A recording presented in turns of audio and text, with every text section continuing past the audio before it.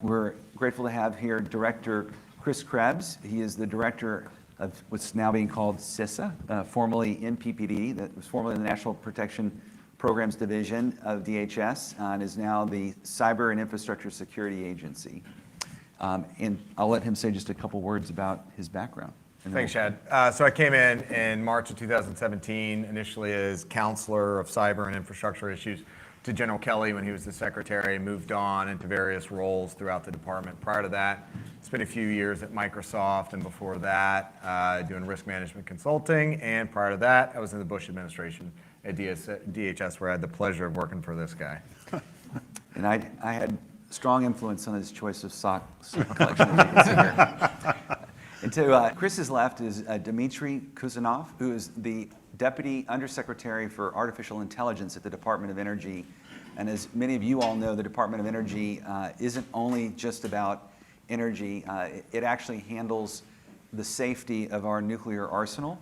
And a number of our national labs, Sandia, Los Alamos, et cetera, are all under the purview of DOE and manage huge amounts of critical information relevant to our country's infrastructure, and that all is constantly under cyber threat. So we're very much excited to have you here, Dimitri, and tell folks a little bit about your very impressive background. Well, thank you. Great to be here. So I'm a former academic. In my first career, I was a professor of theoretical physics at Yale University. Before coming into government right around 9/11, which was an interesting time to join. I came into the department, into the defense side, the national security side, and I've been moving around the department in various capacities, until through today so far. Great. Hopefully at the end of the day as well. As we see with DepSec Shanahan, we'll just play it every day, one day at a time, right? But also, and I've heard of that little school, Yale. It's some shop up in Connecticut. Up in New Haven somewhere. So, yeah, thank you. It's great to have you on the panel. And to Dimitri's left is Bill Connor, the CEO of SonicWall, one of the world's largest enterprises that are doing real-time artificial intelligence applied to various cyber defense solutions. Bill? Thank you, Chad. Great to be here. Bill Connor, CEO of SonicWall, carved out of Dell, so it's kind of been public, went private, got sold to Dell, and now it's back private again. I came in 2.5 years ago to take over as a CEO to really return SonicWall into kind of its flagship company. Probably number 1 or 2, depending on the industry analyst, of security for SMB. I'm sure we'll get into that today. And number 5 in enterprise and government. So kind of a good juxtaposition of seeing both things. And as Chad said, one of the things that attracted me to this company is it's been doing machine learning for over 20 years. Anyone that knows machine learning, big data, we're in over 215 countries with over 1.3 million sensors. So we've got one of the largest over time, thousands of terabits of artifacts of malware for malware cocktails that we're trying to bring to bear in this cyber arms race for the governments. Great. Well, thank you. That's a great way to set the discussion. One of the things that I think is on all of our minds in terms of the current state of play is the upcoming 2020 elections. And clearly, our very foundation of the democracy of the republic was under attack in cyber. Chris, if you look at the mandate that you have at DHS, CISA has a critical role in helping in our federalist system, states and counties with their election infrastructure. Can you talk about, does AI help us in ways that we couldn't even think of in 2016? So I think it could. It certainly could. When we think about our role at DHS and the Cyber and Infrastructure Security Agency, we are in a supporting role to state and local. So Article 1, Section 4 of the Constitution, states determine the time, place, and manner of elections. So we are there to help provide information, additional capacity. In fact, just today we kicked off the 2nd annual Tabletop the Vote.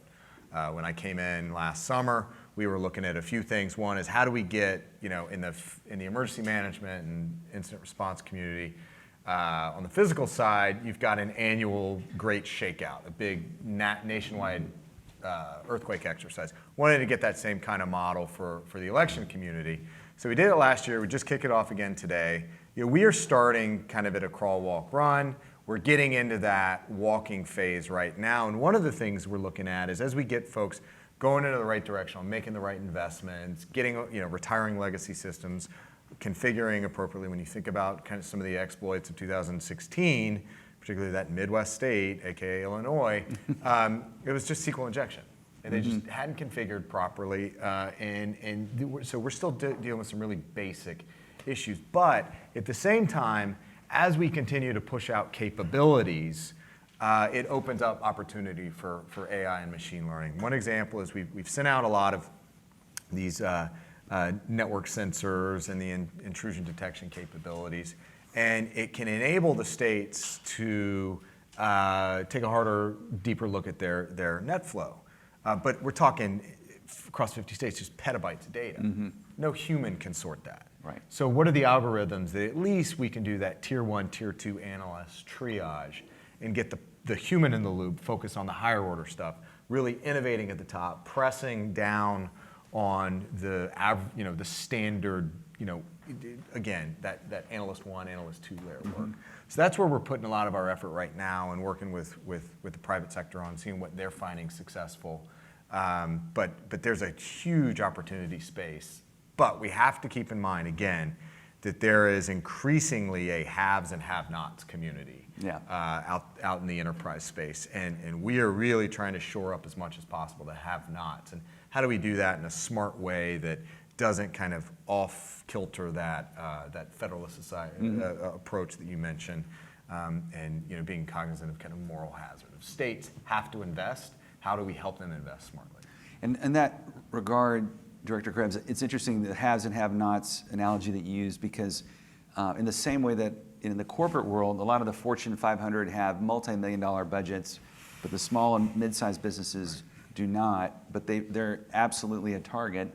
In a similar vein, the federal government has a vast amount of resources on the cyber side, but those states and counties that are empowered to do the elections have a much more lean budget environment. So, Bill, when you think about the way that SonicWall has been helping those small and mid-sized enterprises in the private sector, do you see a role for SonicWall or AI in general in helping the states and the counties? Well, it's even more important for SMB because they don't have the resources, capital or human, much less the capability to put those together. So just like at Entrust, we try to do the physical, logical, and hardware security profile for the election machines and the networks they run.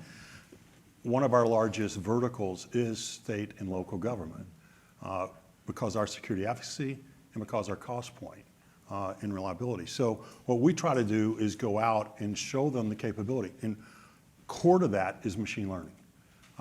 And once we detect, we can prevent everywhere else. So this sensing network, we're able to find these new strains of malware that are coming out. And I don't care how they repopulate them, how they rebuild a malware cocktail, whether it's a new vodka or a different shape of vodka. And I guess if we're in London, it'd be gin. But since we're talking Russia, we'll leave it with vodka. The issue is how do you detect, but then prevent? And in our last quarter threat report, we talked about a new strain of malware that's coming out of Russia. And literally, it's evading all traditional technology sandboxes. And how is it doing that? It's doing it by going around be technical for a moment, it goes around hypervisor, emulation, and virtualization. And it went from about 74,000 last year on PDF and Office docs to 173,000 in Q1. Now, through May of this year, it's up to 244 just from January to May. Now, it was on financial and spam, and it's using predominantly PDS, but as you know, if you can do it in one form factor, there's multitudes of ways of doing it. And and you feel confident the attribution to Russia is either is it state actors or? It's state sponsored. State sponsored, correct. And so what's interesting about that is we've got that. Now, to Chris, your point, because I weaponize it for one thing doesn't mean I can't weaponize, because once I weaponize it, it's just how do I apply it? Right. And that's, And the only reason we can see that is real-time deep memory inspection, which combines machine learning with processor memory-based inspection and forcing code to operate. And we wouldn't see it any other way. So that it's the Russian angle is very interesting. Chris has talked about it. You've talked about it. Dimitri, obviously the assets that you have to protect every day, are of critical importance to the country and have profound implications for our defense. Are you seeing that a similar type of aggressive threat vector from Russian state actors or their surrogates? I'd like to kind of just step back and define, we use AI very broadly to mean a lot of things, and just to kind of set the tone of what our lens is here as we talk about it in the department. There's a piece that's the machine learning. What do you do once you have data? There's the data acquisition piece, remarkable technologies coming out, portable, small, smarter for multi-purpose. There's a decide part. You get information, a lot of false positives, a lot of noise in the system. The question is, how do you know what is actionable? And the decide part is not trivial, and there isn't a big market pulling that. There's the autonomy part, how much do you let things go by themselves, the human-AI interface. And we think about this envelope of technologies today, and it is not new in the sense that nothing we're really talking about is especially, AI has been around since the 40s, but two factors make it openly available to all sorts to use it. One is the amount of data. Chris mentioned petabytes. A standard unit today we throw around, petabytes is a billion photos on your iPhone, and if you're getting that every day and you have to find out what's in there, is there something to worry about, and is it actionable, and then another billion come in. It is really a non-trivial problem. It isn't anything you throw 1,000 or 100,000 analysts at. It just doesn't scale that way. And so when we think about, what are the threats and what does the threat space look like, fact is the technology, the availability of data to just about anybody at remarkable scales today, as opposed to 5 years ago or even 7 when the floppy was still, a technology people could buy, and the ability to compute at petaflop scales today on chips. And the fact that these technologies are now readily available has opened up a frontier which is a bit of the Wild West of technologies. And I don't think we know exactly where it's going. It's opening opportunity for many to probe, to understand, positive and negative. And we're thinking about that very broadly in what does it mean. And we do see things, of course, but we worry about where things are going more so in how do we hedge against the future, because it's a bit of the Wild West right now in terms of this. If you remember the internet back in the late 90s, mid-90s, before we worried about cybersecurity seriously as we do today, before we really understood how much it would become an integral part of everything we do. We're all wired up and doing things, and without it we sometimes feel lost. We couldn't see it back then.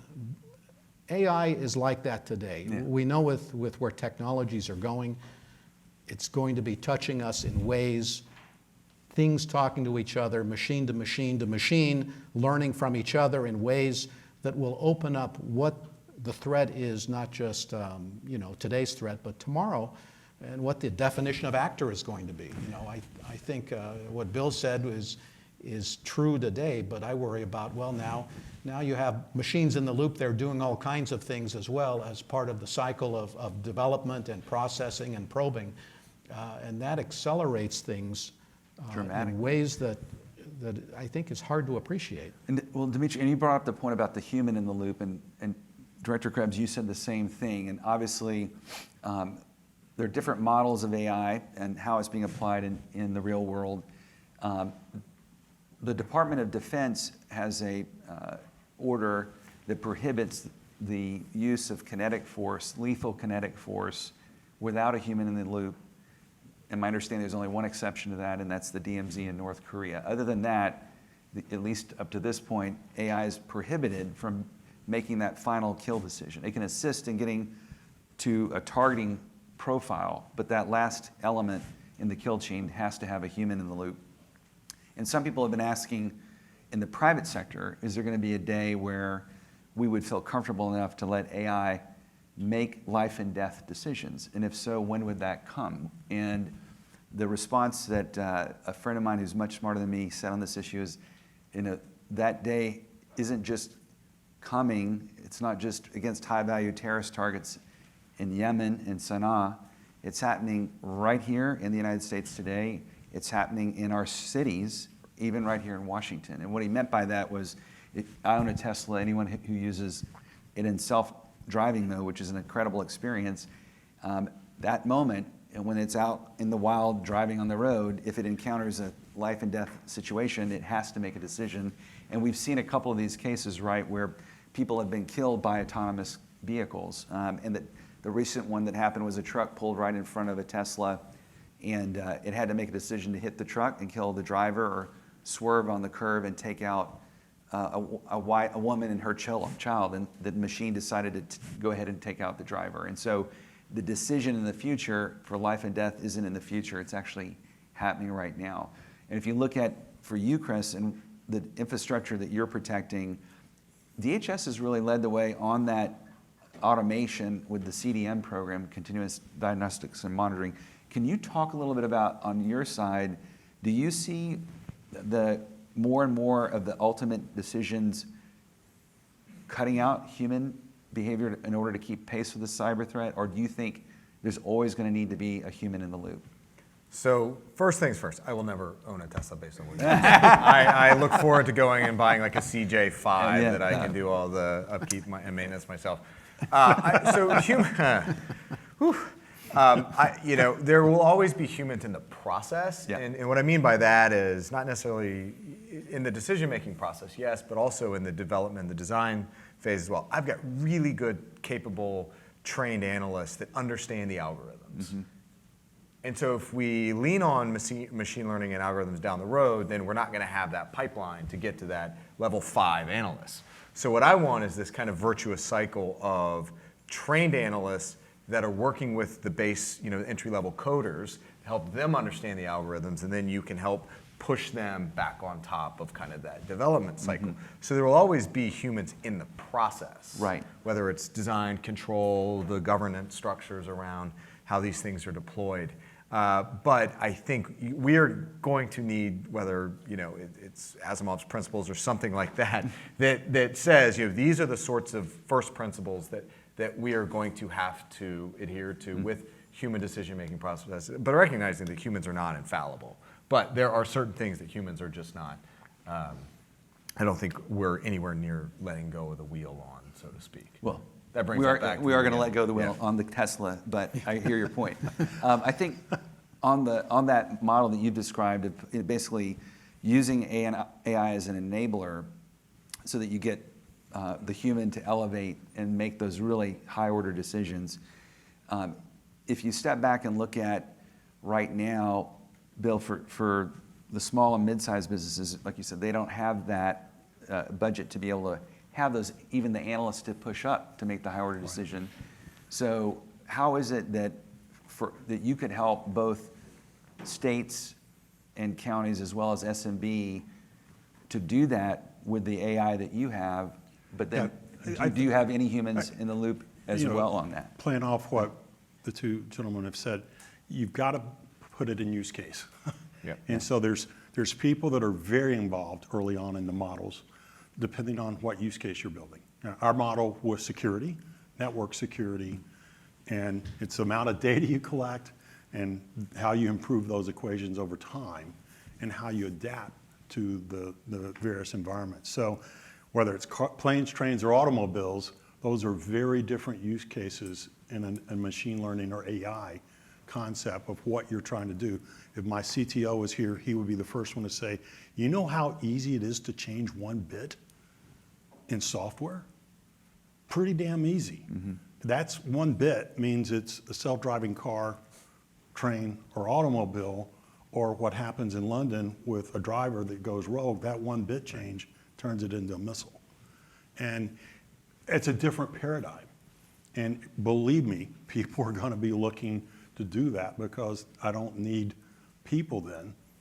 in the same way. I can do it remotely if I can find the way. So I think what we're trying to do is apply that in context of IoT, a network, traditional networking, firewalls, virtual, public cloud, private cloud, email, wireless, all the different ways things are communicating now, which is not just in an enterprise network. It's through public social networks, it's through apps, it's through infrastructure.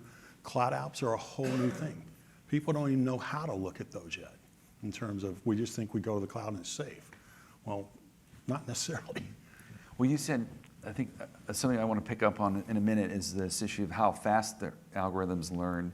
But Chris, you have The one thing your use case point is exactly right in that when I'm looking at CDM, when I'm working with a civilian agency, whether it's DOE and working with Max and in the CIO shop at Energy, if we're just talking about a Windows box that's behaving abnormally, that may be out of policy somehow, it hasn't, for whatever reason, installed the latest patch, I want to be able to have a tier 1 or tier 2 automated process where I can put them in a walled garden, we can inspect, figure out, get it up to the policy, and then you can bring it back in. And then you can keep escalating where there's a point at which you flatten the machine, build it back up, whatever.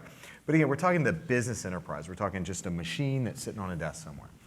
But if there's a industrial control system application, or there's some life safety nexus, then we're talking completely different sort of governance model and the decision-making process. That's when you bring in, you have to look at, okay, where is the human in the loop on this process? And just like the Tesla example, what's the optimized decision point for human saying go? So on that Could I also add, sure. AI is still fragile today. We don't know how it works exactly. You take these volumes of data and you apply, what's called deep learning today.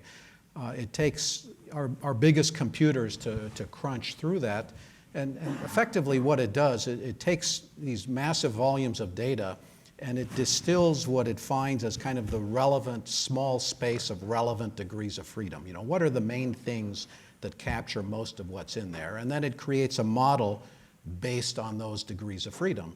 So if you know somebody's model, if they applied a certain amount of computing and found a model, you might be able, with a more powerful computer, to find a way to avoid that model. And so if you set up a model to avoid what to be sensitive to what you think is coming in, but you've only defined it with a certain extent of capability, it is possible to create richer models for which the model that you're thinking about is a subset, but you might find a way to avoid it because you'll find the pathways that are just not captured. So if you know someone else's model, if you can back out from the scale of what they've thrown at it, you can find ways. And the growth of adversarial AI is a nice example of that. But because we don't know exactly how AI or the learning piece comes to its model or its understanding of what's in the data, there are going to be problems with having it simply act all by itself unless the problem is sufficiently self-contained and small enough that there isn't that kind of latitude. But for rich problems of these very complex networks, I think you're going to have these specialists who have the subject matter knowledge to understand what is real and what's not. And I don't see how you can avoid that. Do you think, based on the adversaries that you're up against, if you look at your point, Dimitri, that the algorithms, they learn, and the analogy, again, I'm not a data scientist, but a friend of mine who is said, look, the way to think about, there are different ways that algorithms learn. Like you said, one is analogy, if we think about language, no child, if we're adults today, when we want to learn a language, we're probably going to take a class and we're going to have exercises and it's structured and then we learn it.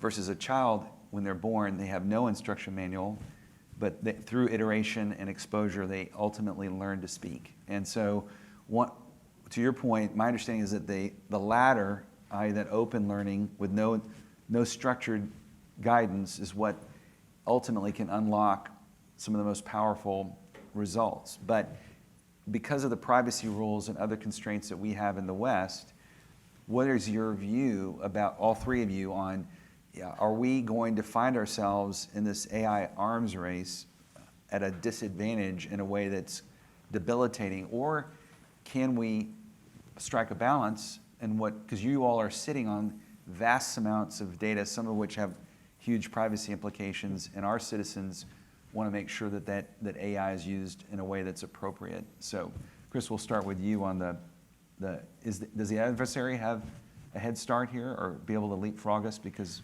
they're not constrained? So I don't know if I have enough of a base of kind of knowledge to say whether China's ahead of us or Russia's ahead of us. I think everybody's going at this full tilt. China's certainly been very opportunistic in its data set collection. It's the polite way to put intellectual property theft and PII harvesting. And certainly they have not demonstrated a commitment to privacy, human rights, and things of that nature, and even some of the genetic testing that you've heard about. Yep. I have significant concerns there, but I still think that the innovative base, the innovation edge here in the United States will keep us at the forefront, if not at the very top. But we do know between Putin, President Xi, they have both said that AI is a top priority. I think I look over to Dimitri and his, in Summit and all the exascale investments the DOE has made today. That is part of how we're going to keep our edge, because the stuff that he is doing over in his shop, and that we can all take some of the cascading benefits for federal network protection, for critical infrastructure protection. And what are you doing? You mentioned Summit. Can you? Is DOE? Summit was last year, Yeah. right? There's a new hotness somewhere. Yeah, the secretary is fully invested in both AI and the high-end supercomputing. He recently announced Aurora, our exascale system at Argonne and Frontier, coming in at Oak Ridge National Laboratory, and these things are important because they allow us to push learning to extreme scales. Aggregation of data is really important. Without data, we haven't figured out how you learn in the machine learning sense from small data. So you need a lot of data. But that said, it's not just having data, the curation of the data, knowing what you have, that it's the right kind of data for the right kinds of things you're trying to learn is not a trivial problem. And the cleaning of the data and kind of the dull stuff in the data science is far harder than people appreciate. Otherwise, you could learn things that just don't make any sense. And you will probably learn a lot of that along the way. And so it's not just having data, it's making sure you have the right one. And I agree with Chris then, the edge will come by knowing the kind of data you have and having the right expertise sitting there to manage how we learn from this. And so aggregation is important, but doing it the right way is even more important than being able to push the envelope in learning and trying to understand whether what you're getting from this data is the right kind of information is yet another step. And I think it's interesting that in the academic community, this growing data science community, UVA just established a school for data science, you led work at Yale. So there's this growing appreciation of the opportunity space out in front of us. Do you think, though, Bill, in the United States, in the history of the world, when we've put our mind to do something, whether it was develop the first nuclear bomb with the Manhattan Project or put a man on the moon, when we do that, when the private sector and the government come together, we've been able to achieve mind-blowing things. Are we at a crossroads where our adversaries are investing at what I'll call a moonshot level, and yet the private sector is really where the vast majority of the R&D is today? Is the government collaboration in this space sufficient to keep us ahead? It's never sufficient against, it's an arms race. So, my point of view is, at the end of the day, it all comes down to people that do this. And you can only have so many people that code so fast, on the good side and the bad side. Now, what deep learning, machine learning, AI is all about is trying to offload that so you can be smarter with this and have fewer do it. Well, the bad guys are doing that. I mean, they take our sandboxing technology and everybody else's, and they beat the hell out of them. Now, here's the difference. If it's a state-sponsored guy doing it in China, they've got a different use case. I want to steal your intellectual property. I want to target it at your critical infrastructure. I want to target it maybe elections. I want to target for financial. They've got specific missions and they have specific teams that are working that. And in that, they are ahead, for sure. Now, on defense, we're pretty good on defense. We're pretty good on offense.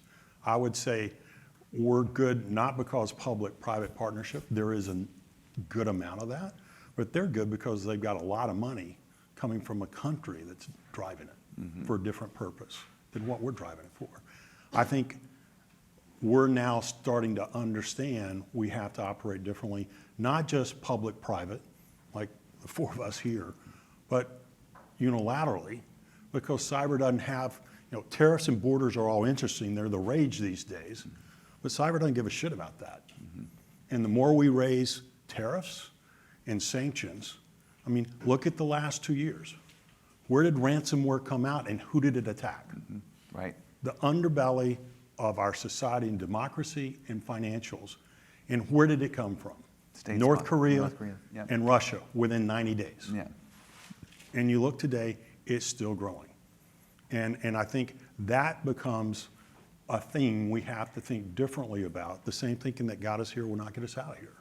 And so I think we have to remember, even though we're a country with sovereign rights, other countries are in different regimes than the country we are.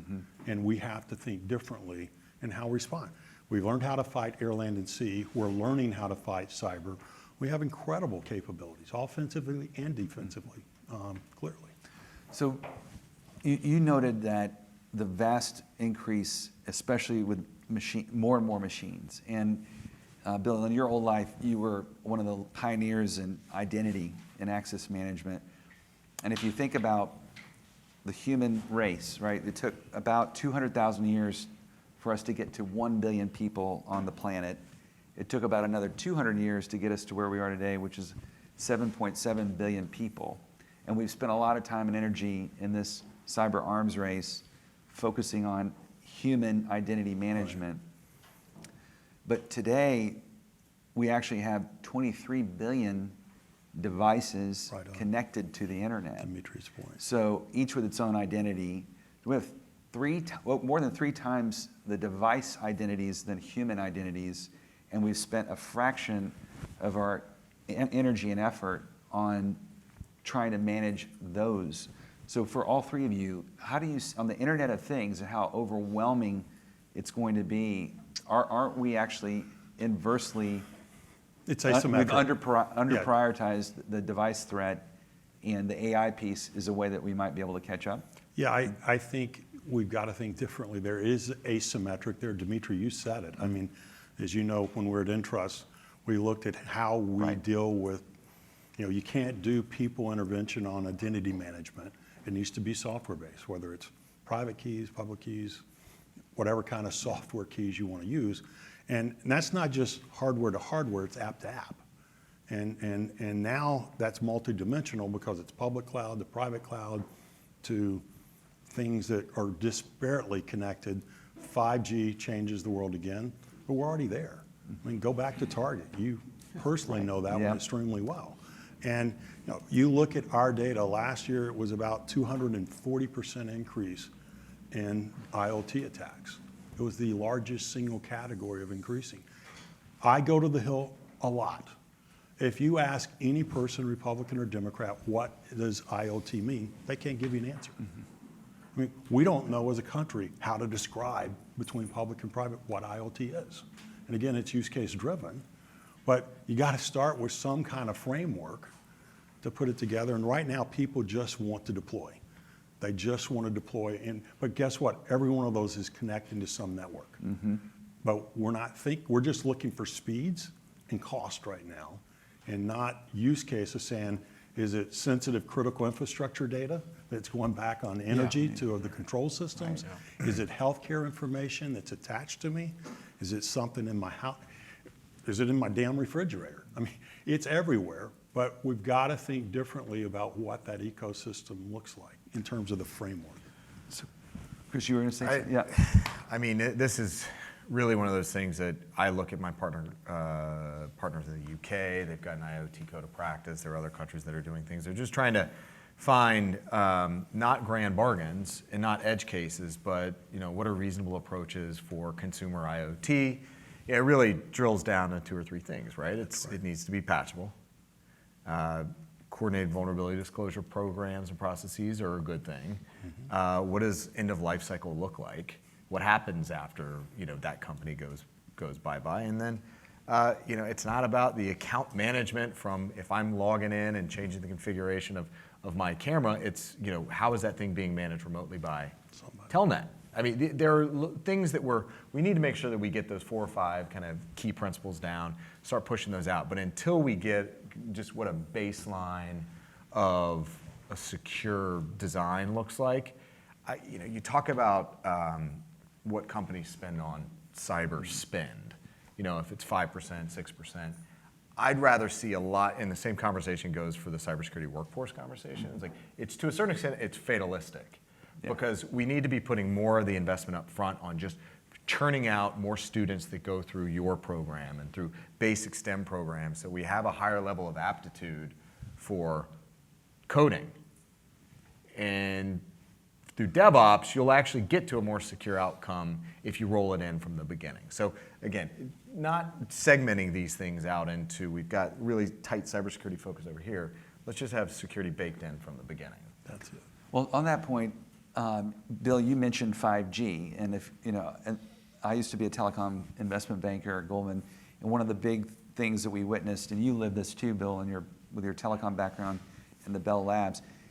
Originally, the U.S. had the CDMA standard, but we also had GSM, TDMA, TSM. I mean, it was all over the map. The Europeans finally said, we're just going to adopt a standard GSM, and they went with one standard, and then were able to exploit the benefits of being able to rally around a single standard, even though that standard wasn't perfect. Today, we're on the cusp of 5G.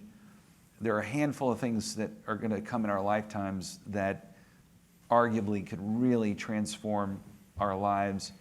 5G is in that category, but it's going to enable machines to no longer have to go through routers to talk to each other. It would enable machine-to-machine direct language. So the attack surface is going to increase exponentially, and yet we don't have a single standard that we're rallying around. So Chris, I know for you and Dimitri, it's got profound implications. Bill, for you as well. Can each of you just talk a little bit about, do we need to have some effort at rallying around a single security standard for 5G that will be enabling even more and more machine learning and AI capability? Chris, do you want to start? I mean, I think we're getting there through 3GPP, and I know I have folks that engage in that process.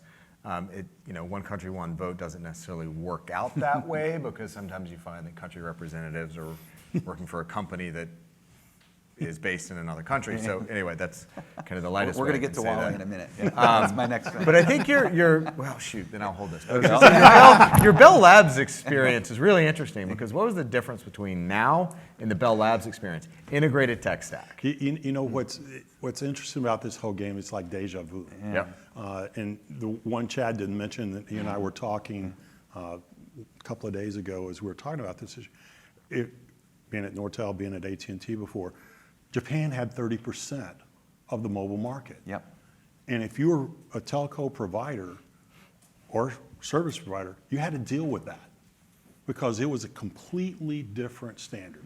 And you could never assume that you were going to play that, which is why CDMA, TDMA, and all that started happening in terms of it. I pull back to the product in the market itself. If you think 5G, you're going to be a successful provider without the US, you're on drugs.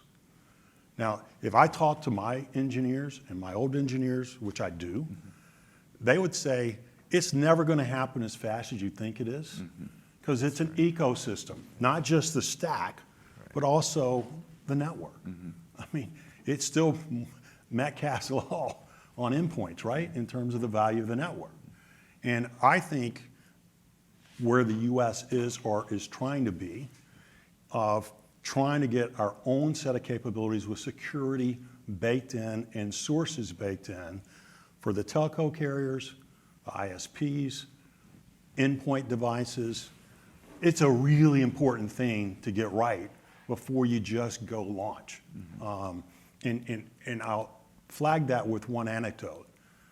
Intel's really not in phones, but with all the exploits on side channel now, side channel attacks are coming about every 60 days. Now, they've not been weaponized, but it's been 2 years that China's had the knowledge of that.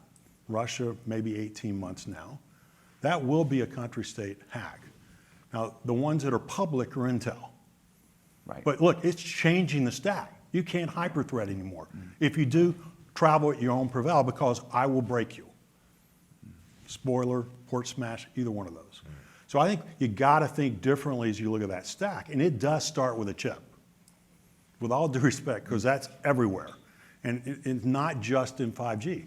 If you're in public cloud or private cloud or in a virtualized data center, side channel can hit you. And it will take whatever it wants. And I think that's something we've got to think about. And if it slows us down a little bit, it's not a bad thing. Because I can tell you, I will be, no, I'll be able to put 5G capability. I mean, we've got 5G emulation. No one's truly running 5G today. Yeah. I mean, let's be real. But even emulated 5G is better than 4G and 3G.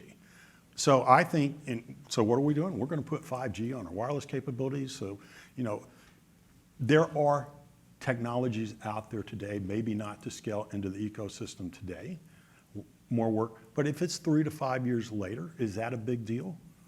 Probably not, given the consequences of this. You said it earlier, Dimitri. We ran into the internet. Yeah. 10 years later, we realized, oh shit. We didn't make insecurity. You know, when we started quality, we didn't have the lexicon. You know, thank God for Deming and, you know, the cost of quality and all that crap. And I think that's where we are in that from a couple of points of view. Well, Bill, and you said it goes all the way down to the stack, all the way to the chip level. And so, Dimitri, for you, I mean, you handle our nation's, or help secure our nation's nuclear arsenal. And historically, you know, we've had a program called the Trusted Foundry Program, which hermetically, more or less, seals every chip that goes into a nuclear warhead. So we know from the grain of sand that made the silicon to the actual chip in the nuclear warhead that it was secure and had that standard. In this world that we're in now that Bill talked about, we don't have 5G security standard. And can you imagine, the Trusted Foundry Program appears to be too expensive to maintain.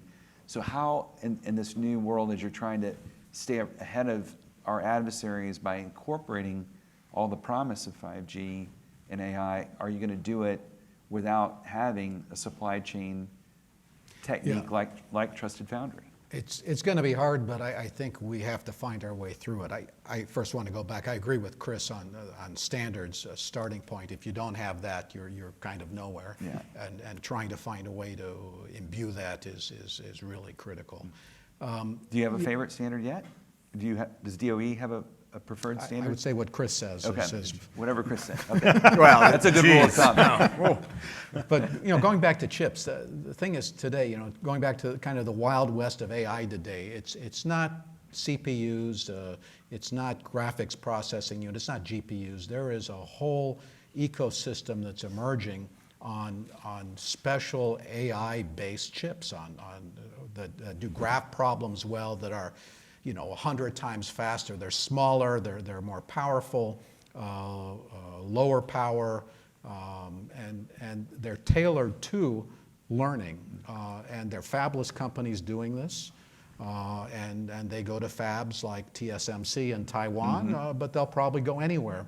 And so therein lies another problem. You know, I don't think we know the technologies that will be embedded in the devices of the future that will be doing learning on the spot in your house, probably in multiple places, and passing along information in and out of your home and out of businesses and government offices. But it'll be happening, and I would guess that there will be novel chips made from companies like this that have found market that we have to keep an eye on. And I think, you know, I talked to a number of these companies, but there are easily, you know, 50 to 100 of these in the US right now. Smart people designing their own chips, building them overseas in foundries, and looking for those niche applications that will get them into the market. Which ones are going to end up the winners? Time will tell. That's kind of what we're facing. And then the question is, what is the implication of an ecosystem of these kinds of smart devices? Whether or not they come with standards or not, I don't know. I don't know how you would compel them, but it's the right time to be having this conversation because all of this is developing right now. Well, and it's encouraging to hear that DOE and you're actively in that dialogue with the private sector, with the innovation where it's happening, and especially on this issue of the chips and all the way down to the infrastructure, supply chain security. Before we open up to questions, I promised that we would definitely get to one of the hot topics of the day, Huawei. And so that's clearly been an area where there's significant supply chain security concerns. Back when I was a telecom banker, I was proud of the fact that, you remember, Bill, the days of, we had multiple American telecom equipment providers. There's not a single American 5G provider today. So Chris, we'll start with you, and I'll go to each of you. Given the risks around Huawei, that is significant. When I first learned about them, when I was a banker doing the China Mobile IPO in Asia, they only had 4% of the world market. Today they have 40. And so is it realistic for the US to be banning them? Are we ultimately going to have a bifurcated world where it's either Huawei or the Nokias and the Ericssons of the world? Is that where we're headed? So let me just kind of give you my point of view, just stepping back a little bit. Kind of a three-part assessment here. One is China, okay? I think everybody increasingly, at least in this town, understands that there's a clear, distinct threat coming out of China. And this is not just conjecture or hypothetical. I mean, the APT-10 indictments, the hoovering up of data over the last decade plus, the continued engagement with the Chinese government over the last decade, and yet no appreciable change or democratization of the country. If you go look at, the second part of the test then is the way that they're operationalizing and they're weaponizing their tech sector. There is no distinction between the private sector and the Communist Party of China.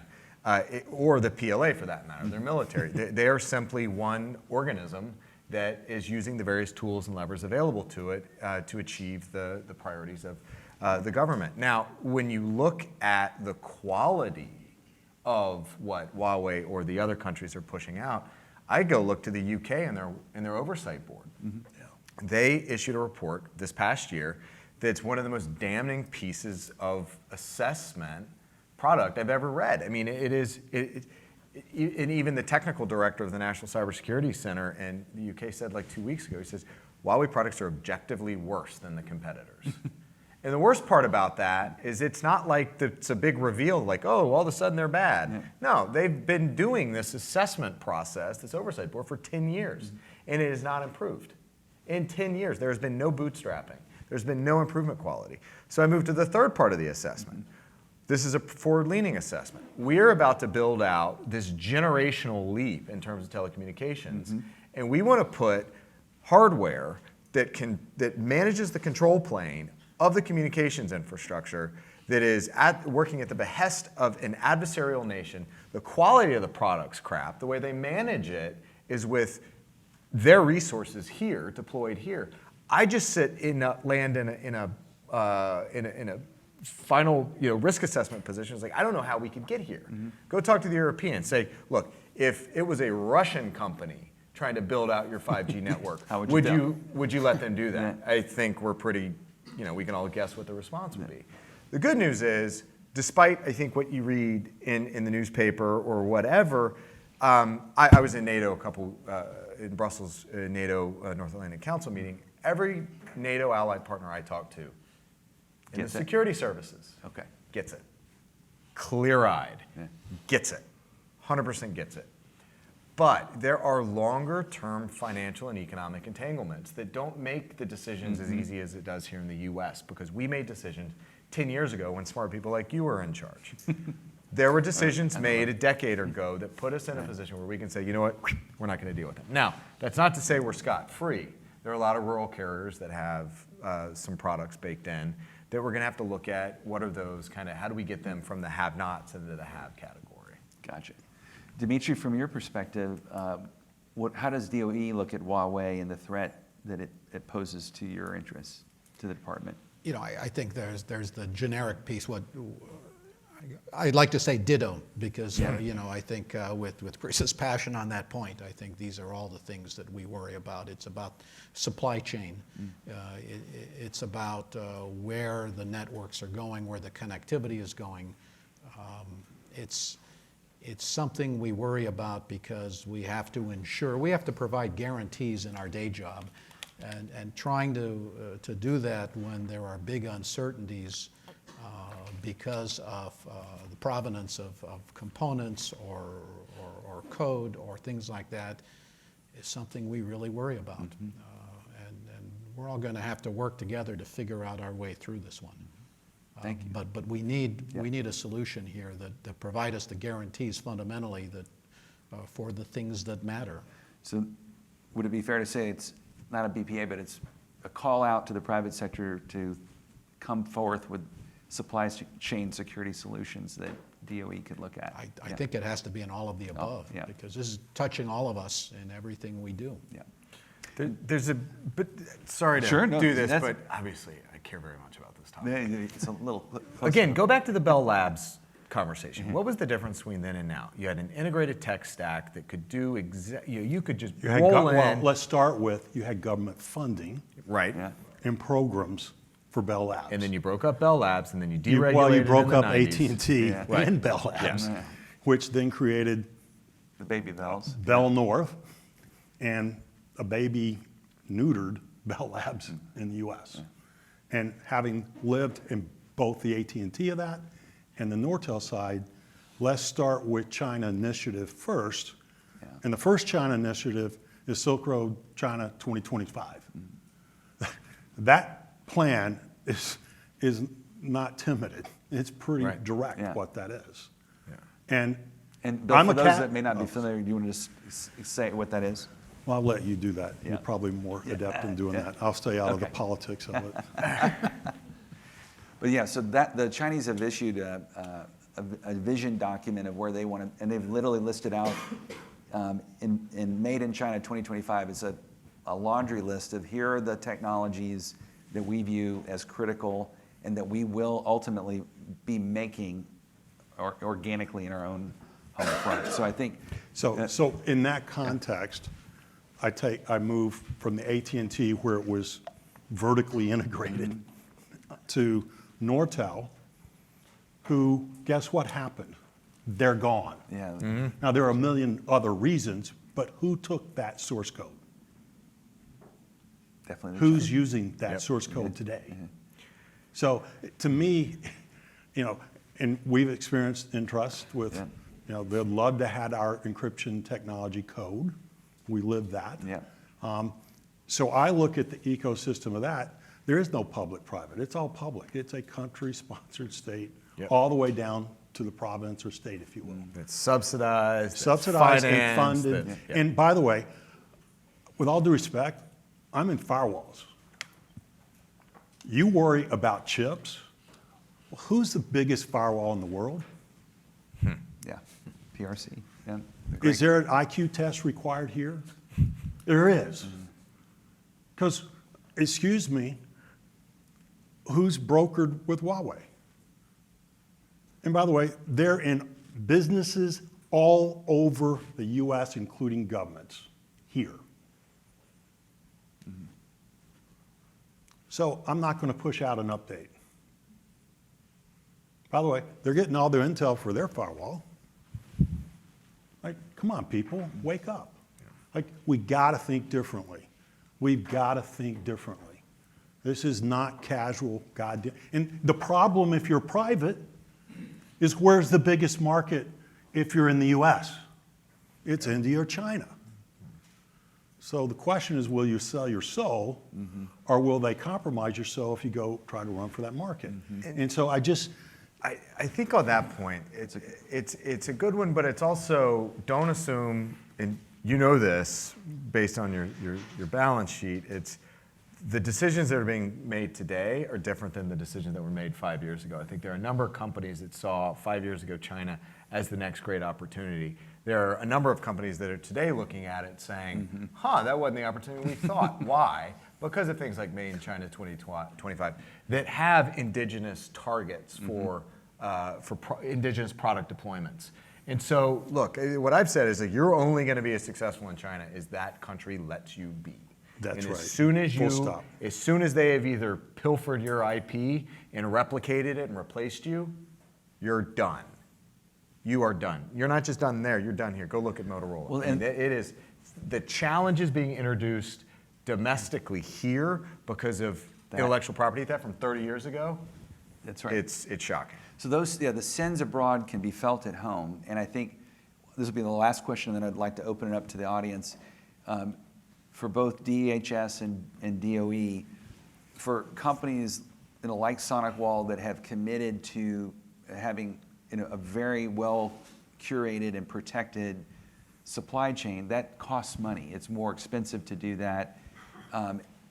Do you all plan on giving preference, if you've got supplier A and supplier B, supplier A is taking the extra cost and precaution to protect their supply chain, will that be more and more explicit in the procurement requirements as we get into the supply chain debate in the coming days? So I think Department of Defense, Undersecretary Lord's shop and acquisition and sustainment has done some good stuff lately. Yeah. I think there was an announcement last week where cybersecurity is an allowable cost. I always look at DoD. They tend to be much more aggressive in the DFARS, and they get away with stuff that I am very jealous of. But let them kind of test and pilot things and see what we can do to bring that into the broader civilian agency, the network deployments. But I think we've got to get out of a model of lowest price technically acceptable. What's the UK model? Work. What Ian's doing with NCSC, where they're getting away from FIPS and common criteria and just going best, adequate, or not.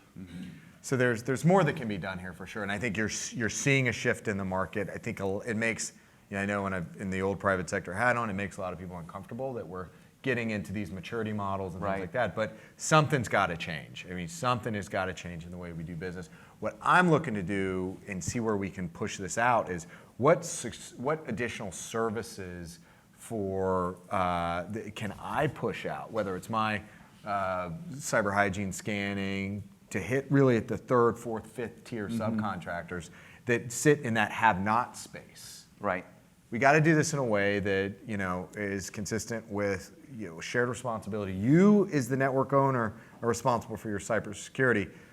But if there's a market failure somewhere, how do I fleet in, and how do I provide my scanning capabilities? How do I do some more sophisticated capability over top with classified signatures, things of that nature? We've got to be more creative, I think. And But break out Chris, the at toolkit. least now we have NIST looking to create that framework for SMB. Yeah. It's not just enterprise. Right. And that's our first opportunity to truly intersect what you're trying to do tactically with stuff like SonicWall and what other people are doing out in the real world, to bring that public-private piece to DHS, NIST, and the Hill, because that I really think is the first time in 30 years this government's pivoted from enterprise or banks or the regulated entities into the underbelly of our economy and democracy. But it's too hard. It is too hard to achieve security or cybersecurity, whatever the hell it is. We've got to get to this point where there's a consolidation or at least better partnership, I think, out there between the IT service providers and the security providers. So you can have, for those SMBs, you're not going to be able to have them deal with 55 vendors knocking on the doors. Like, what does that integrated model look like? Now, I think that's happening right now in the market. It's going to take some time. But that's I think that's one of the pressure points that I think we need to see. Well, that's actually a good positive note amongst the gloom and doom. There are signs of light and hope. So why don't we do this? I'd like to open it up now to the audience for questions that you all may have of our guests. And if I could start, if you could say your name and who you're with. Yep. Don McClain, I'm with DLT Solutions. Don McClain with DLT Solutions. This is a little bit off topic, but it's a question for Dimitri, I think, specifically. For about 20 years now, we've been 10 years away from a quantum computer. What's your take on the future and viability of quantum computing? So there are different parts to try and answer. So first, there are things you can do with qubits today. The question is, what is the problem you're actually trying to solve? There's interesting science you can do. There's a collection of interesting technologies that derive from understanding qubits and quantum systems across the board, of which quantum computing is a special pocket with unique applications. You know, if you look just at quantum computing narrowly in terms of something you want to deploy to solve a particular problem, it's still got a ways to go. It is still a hard problem. And it's hard in many dimensions, not just scientifically, but from the engineering point of view, from how you would extract things from it, the ecosystem you build around it. It's got many different complex pieces that have to be solved simultaneously. There's a lot of progress going on, but you know, it isn't just, it's not on a Gantt chart right now. They're still going to take innovation to get there. I'm glad you asked that question, Don. And it plays right into the areas of AI. One of the areas, too, in cyber is encryption. And I think there's been a lot of concern over what happens in a post-quantum world for encryption. So You just hit Chris, the grand slam, though.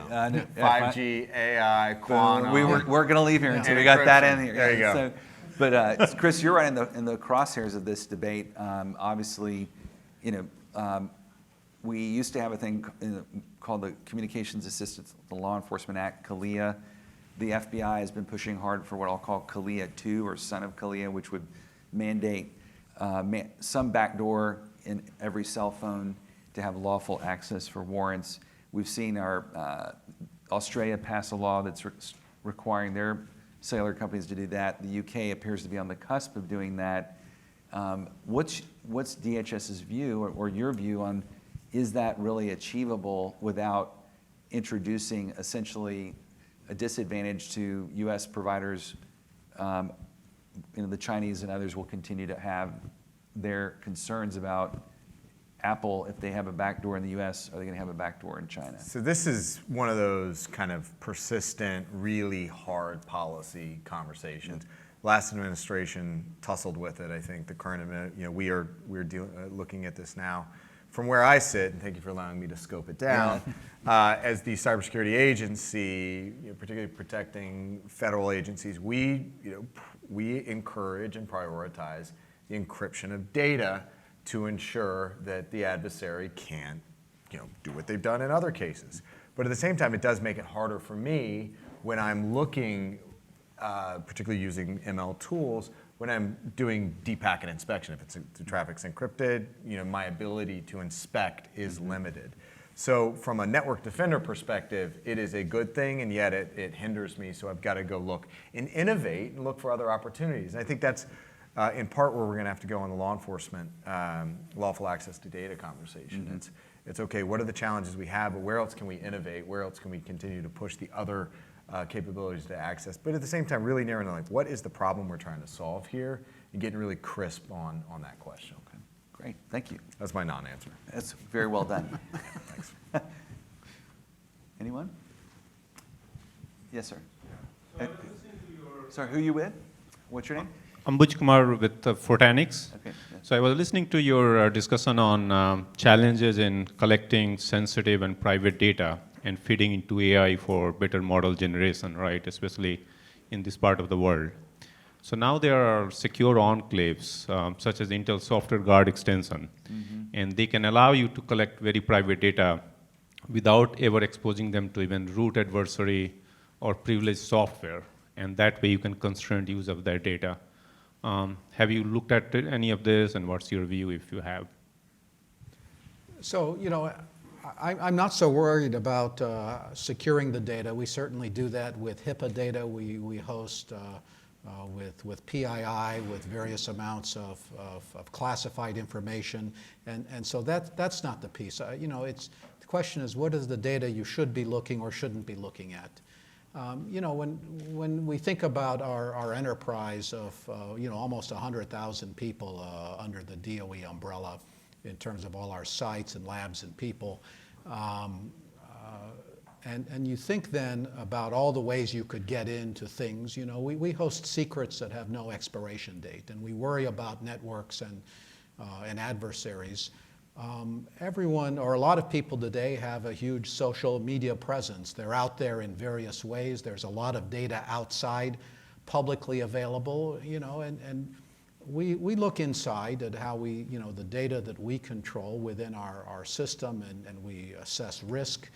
But, there's a whole other piece of the data world that we could imagine looking at, that I imagine others are, as you piece together vulnerabilities from all the data that people willingly or openly put out there, as well as all the third-party data integrators that are out there buying and selling your data. If you've applied for a loan or a credit card, they have you cut 50 different ways in terms of how to characterize you, and they impute the data they don't have. And so there's a lot of data moving around on each of us.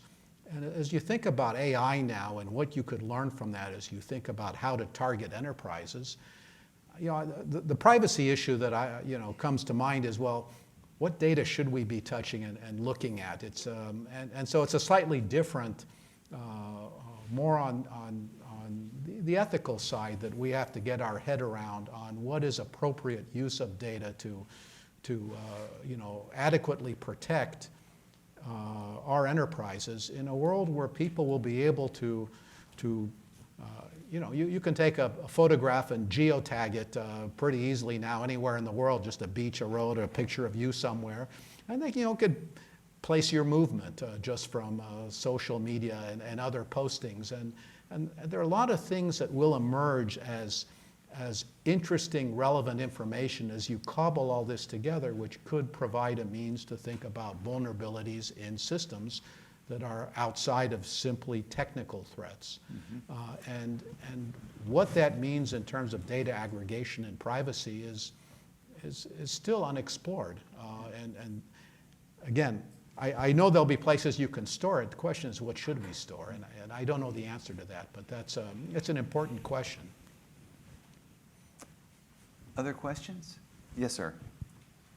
So, I can speak about this one. So I have a question. Hey, tell us your name. Yeah, and- my name's Rohit, and I am from a company called TechMonks. We're in the cybersecurity space. So I have a question. There is a trinity of threats out there. One is AI, one is 5G. There's a third one, IPv6. IPv6 is big enough that the address space can assign an IP to every atom on the planet of Earth. And it takes currently about 500,000 atoms to store 1 bit. What I'm trying to get at is, mathematically, it's impossible to store enough data for IPv6 to analyze it, even if you use the entire planet as your storage device. So we're going to have to go to other yeah, planets. So what is our plan for even analyzing? So today, for example, if I'm on Comcast, I'm on IPv6. So the analysis algorithms fail for IPv6. So have we thought about that?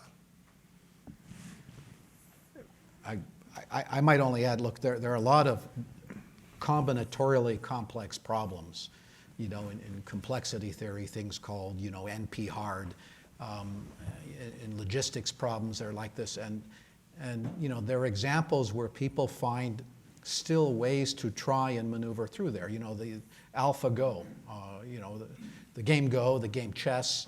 These are similar complex problems with an exponentially large space of options that you can't train or look at everything, but you can still, through a balance of heuristics and expertise and strong algorithms, you can still outperform people, or you can now, in interesting ways. With StarCraft, with poker, they're funny places. So I think we'll probably find different ways through this.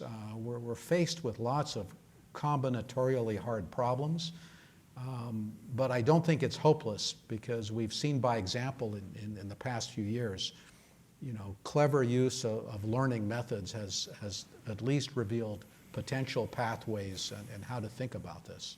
And so the last time I thought about it was at Interest, when you had to figure out how you're going to identify all the IP6 devices, which was an own combination of issues. As we look at it now from where we sit relative to it, we don't think of IP6 devices as just devices. I mean, it's kind of the IoT thing we were talking earlier. How do you aggregate it? They're all connected to something.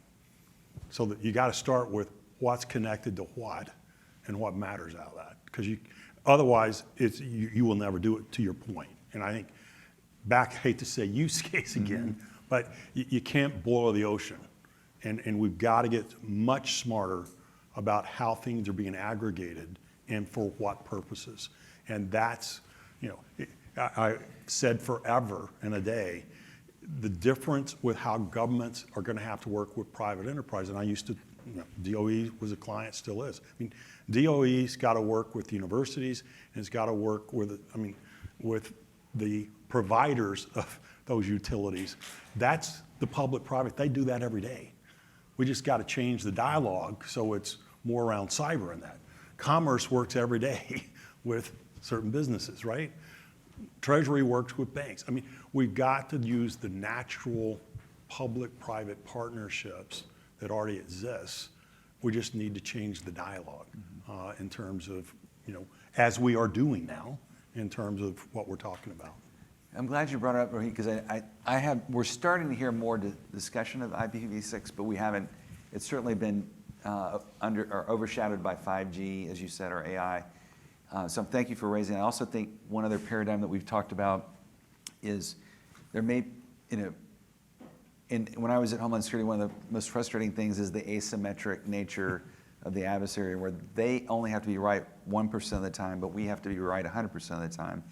And this paradigm that you've mentioned, which is overwhelming, another paradigm to shift that against the adversary is to start to whitelist. In other words, rather than letting everything through and hoping we catch the one bad actor, we basically say, nobody comes in unless you're whitelisted, and then we're going to let you through. And so I think those are the kinds of things that Bill's talking about in terms of paradigm shifts where we can, or Dimitri, think about the problem in a different way. But thanks for raising that. Okay. One more time for one more question, and otherwise we'll wrap it up. To be fair to my guests, I'm going to let them know. I'm going to come to them with asking them to give us one last closing remark about something that we don't know right now that would be really important that you'd want us to leave this event with. So before we get to that, any last question? Yes? You got one right there. Okay, sorry. I grabbed them. Testing 1, 2, 3. I guess it works. My name's Patrick Hearn. I'm with Endeavor Worldwide. And just listening to the session over the course of the past hour or so, what really struck me is that we are talking about playing catch-up constantly on a number of subject matters.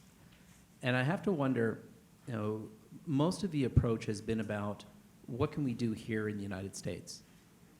And yet, at the same time, I think about where innovation, cybersecurity innovation, large portions of it actually come out. And I can't help but wonder what sort of activity is, for example, DHS outside of an S&T directorate or Department of Energy as part of some of their placements and investments. Have we given some thought about looking at those sorts of what I call real interesting technologies that are outside of the United States and trying to build it in a manner that understands the relationships with those sorts of organizations as being what I would call serving American interests? Because that's something I haven't really seen from a philosophical approach before in the various agencies I spend my time in. Great question. Really good question. And we've seen, when I was in the CIA, one of my first assignments was to work with InQtel when Russ Hayward and Louis Gilman started that. And that was an effort to find those new innovations that would be applicable in the national security space, but it was very US-centric. And I think we've seen Defense Innovation Unit experimental, DIUX, is now DIU. It's full. It's no longer experimental, but it's still largely domestic too. So I am curious about whether you guys are looking abroad. So I mean, you're going to go to Israel next week. If I Yep. remember right? So going to Cyber Week for There you Israel go. next week. There goes my OPSEC. Thanks. Oh, sorry. Former I know. CIA agent, no less. So I think any way you cut it, I think the U.S. is still the market leader globally in cybersecurity, and I don't think that's going to change anytime soon. The Israelis are pretty good, but ultimately, when I look at partnerships globally, for me, it's really simple today. It's boiling down to: are you a democracy or not? And it makes things a lot easier for how we partner, whether it's a conversation on 5G, whether it's a conversation on hybrid threats, including election interference and disinformation. We know who we can partner with. And again, go back to my NATO conversation. Things are a lot clearer right now on who we can work with and who we can partner with in this space. And so, yeah, I talked to the Israelis, the Brits, huge partners, but even as we move back the other way, Japan, Australia, Singapore, there are a lot of partners out there that want to get in this game together because they're all facing the same kind of digital authoritarian threats. And again, there's a self-sorting mechanism happening right now, and again, it makes the partnerships easier. That's great. Dimitri?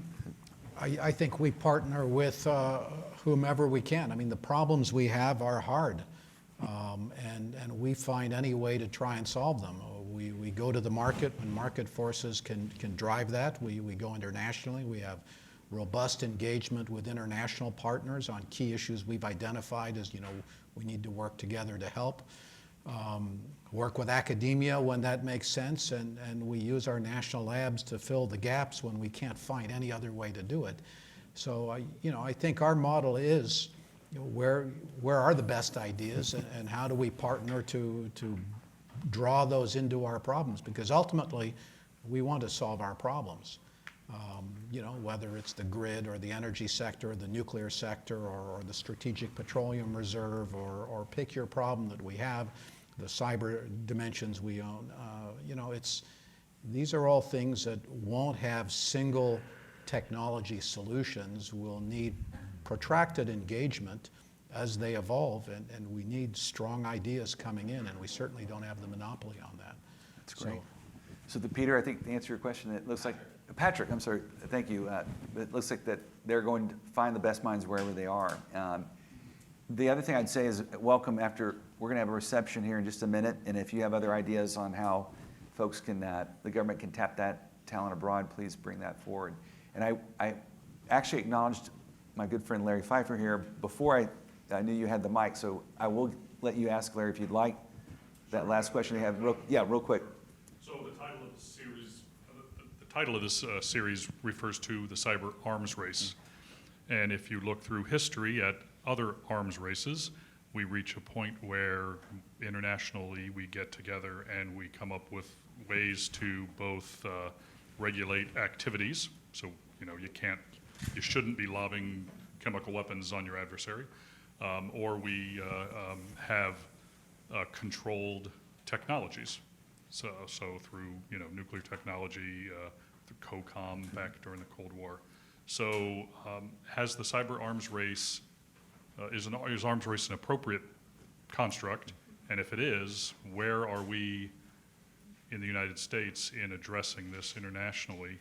And do you see the cyber arena as something that could be controlled in those same ways?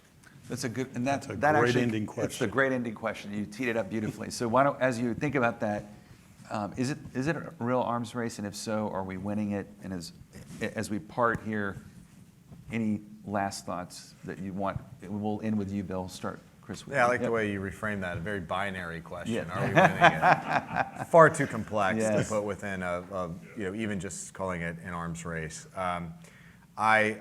I think there are a number of efforts afoot. Again, go back to NATO, Article 5, options. There was a London decision a couple weeks ago that said, yeah, cyber attack within Article 5 context is in play. But then you've got other agreements, the Wassenaar agreements that look at dual-use technologies and certain applications that are kind of should be subject to control. So I think there's a growing body of evidence. It's almost kind of like our legal system, right? You build it over time based on experience and use cases, to beat that term to death. Yeah. They're not single solutions, whether from a cybersecurity solution or from a legal regime, and we're just going to have to continue to move through, and that's the kind of the challenge here, and that's why you continually hear, regardless of the administration, Democrat or Republican, regulation moves too slow for the innovation base. We have to continue pushing the edge in terms of innovating, and that's the same thing for the defensive measures. But if I've learned anything in the last couple of years, and particularly as it's talking about elections, you got to plan for a bad day. You're gonna have a bad day. What happens that bad day? Are you ready? It's a good thought to leave on. Thank you, Chris. Dimitri? So, being also, a mathematician, I kind of sometimes try and distill these things into more abstractions to try and understand questions like this. And so, with the arms race, certainly with the Cold War, game theory was a useful mechanism to try and understand moves and counter moves and strategies.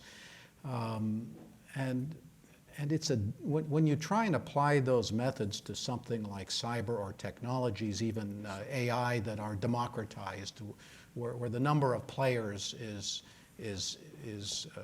myriad, it's different, And if you tried to apply the same type of game theory constructs, you would find that it doesn't work the same way. The games are actually very chaotic.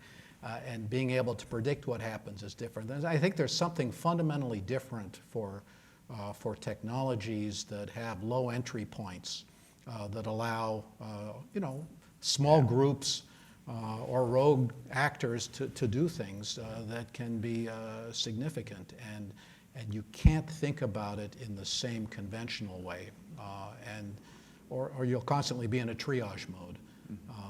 I think there's something fundamentally rooted in that we have not yet figured out how to regulate against, because it has too many moving parts, and it's just not a couple of things to fix. So your challenge, Dimitri, is to us as an industry, don't think conventionally, and help us think outside the box on this. Bill? I'll try to be succinct. We are in a cyber arms race. There is no question.